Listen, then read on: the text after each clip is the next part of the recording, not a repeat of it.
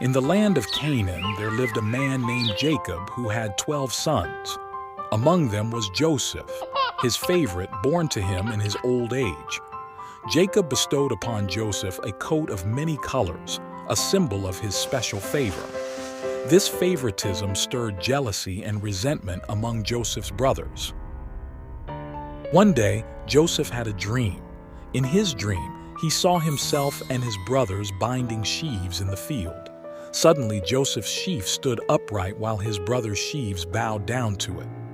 When he shared this dream with his brothers, they despised him even more, feeling that Joseph was claiming superiority over them.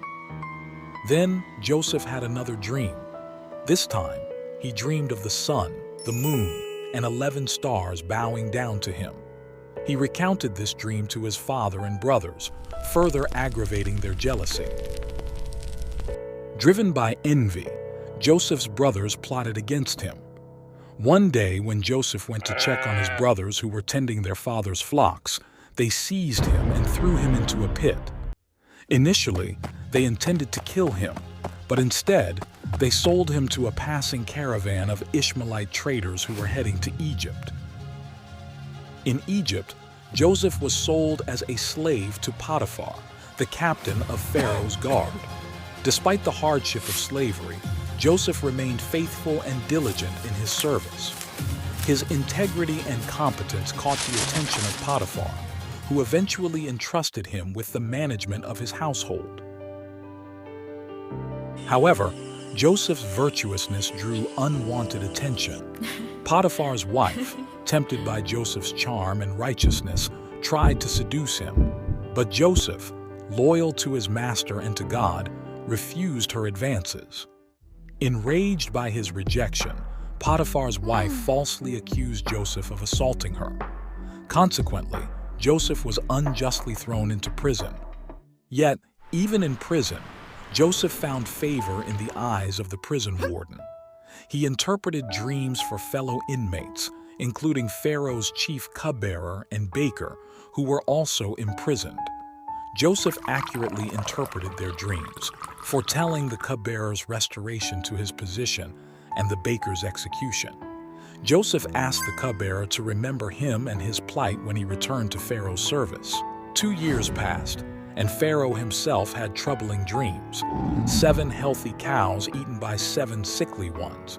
7 healthy grains devoured by 7 withered ones. Recalling Joseph's skill, the cupbearer finally mentioned him to Pharaoh. Joseph was brought before Pharaoh, and with God's wisdom, he interpreted the dreams as foretelling 7 years of abundance followed by 7 years of famine. Impressed by Joseph's insight, Pharaoh appointed him as governor over all of Egypt, second only to Pharaoh himself. Joseph diligently prepared for the coming famine by storing grain during the years of abundance. Sure enough, the famine struck not only Egypt, but also the surrounding lands, including Canaan. Joseph's brothers, desperate for food, journeyed to Egypt seeking assistance.